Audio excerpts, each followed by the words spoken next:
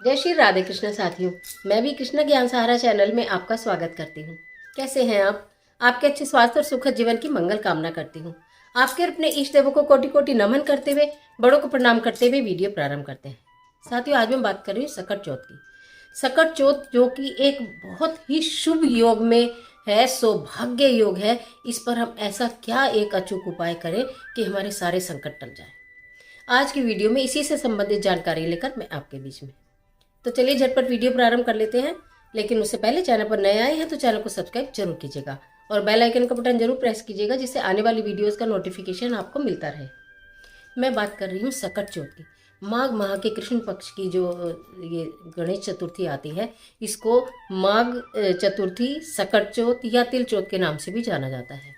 भगवान गणपति विघ्नहर्ता हैं। अगर इनकी पूजा इसमें गणेश चतुर्थी वाले दिन यानी सकट चौथ वाले दिन पूजा विधि विधान से की जाती है, व्रत रखा जाता है, तो कहते हैं भगवान गणपति सारे विघ्नों को दूर करते हैं, जीवन में खुशहाली लाते हैं और भविष्य को उज्जवल बनाते हैं। आज के दिन हम बहुत सारी कार्य हम मेरी प्यारी बहनें किया करती हैं। सकट चौथ की सभी को इतनी सारी शुभकामनाएं कि सभी के बच्चों का जीवन सफल हो, क्योंकि बच्चों का जीवन सफल होता है तो माता पिता का भी जीवन सफल होता है। पूजा की विधि पहली वीडियो में मैंने सारी करके बताई थी, तो मैं समझती हूँ कि आपको अच्छा ही लगा होगा। और सरल विधि, क्योंकि बच्चे बहुत सारे वर्किंग भी होते हैं और उन्हें पहली बार अगर व्रत रखना होता है तो घबराने की भी आवश्यकता नहीं होती है।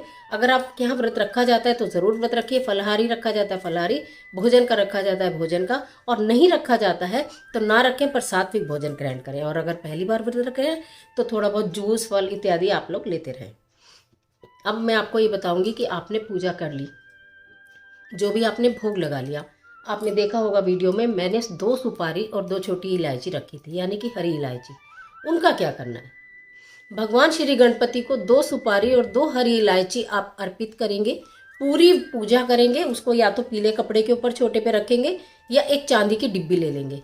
छोटी सी चांदी की डिब्बी अगर आप संभव है, आपके पास है या आप कर सकते हो तो ले लेना, नहीं तो पीले कपड़े में आप उसको रख दीजिएगा।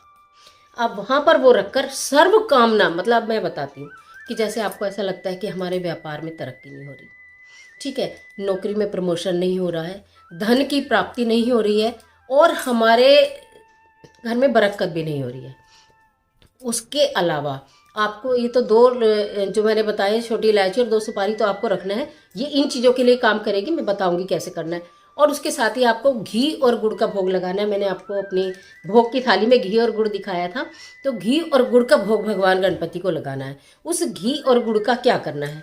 आपने जो 2 सुपारी और 2 इलायची रखी हैं, पूरे दिन जब आपने सुबह सुबह व्रत का संकल्प ले लिया, ठीक है, कहानी कह ली और रात को अपने व्रत का पारण भी कर लिया, अगले दिन आपको नहा धोकर फिर सच वस्त्र धारण करके वहीं उसी स्थान पर जाना। अगर अपने चौकी लगाई है तो या अपने मंदिर में ही किया है तो वहाँ से वो जो 2 सुपारी हैं और इलायची हैं, उनको अगर पीले कपड़े में रखा है तो पीले कपड़े में ही बांध लीजिए, और अगर उसमें चांदी की डिब्बी में रखा है तो चांदी की डिब्बी में ही बांध लीजिए।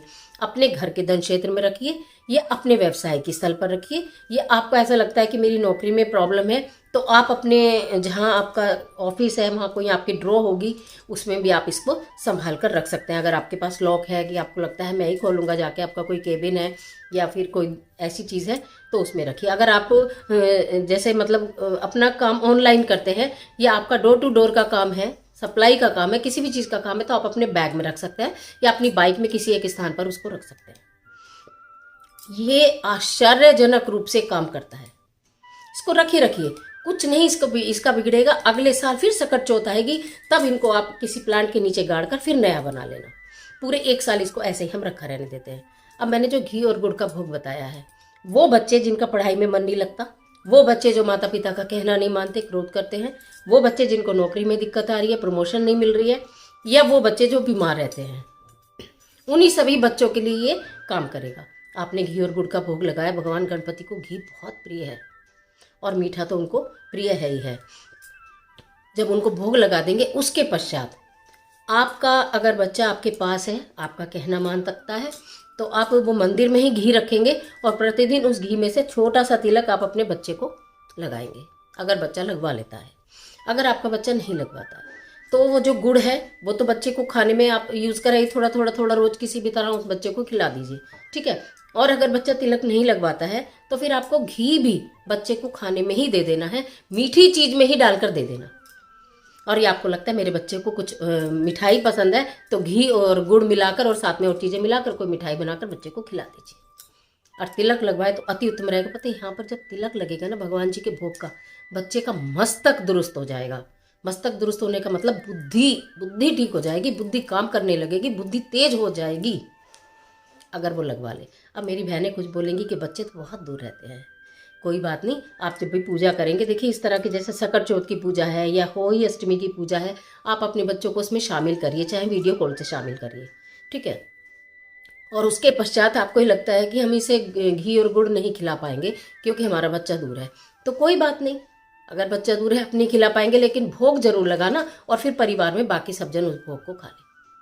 तो इस तरह से 2 चमत्कारी चीज़ें मैंने बताई हैं, इस सकट चौथ पे ज़रूर करके देखिएगा, निश्चित परिवर्तन दिखाई देगा, निश्चित लाभ दिखाई देगा, निश्चित आपको एक चमत्कार दिखाई देगा। तो आज के लिए इतना, इजाज़त दीजिए, मिलती हूँ एक और महत्वपूर्ण वीडियो के साथ। तब तक हंसते रहिए, मुस्कुराते रहिए, अपना और अपने अपनों का ख्याल कीजिए। वीडियो अच्छी लगे तो लाइक कीजिए, जिसे चाहे उसे शेयर कीजिए, कमेंट बॉक्स में ओम श्री गणेशाय नमः लिखना बिल्कुल मत भूलिए। ईश्वर आपकी मदद करे।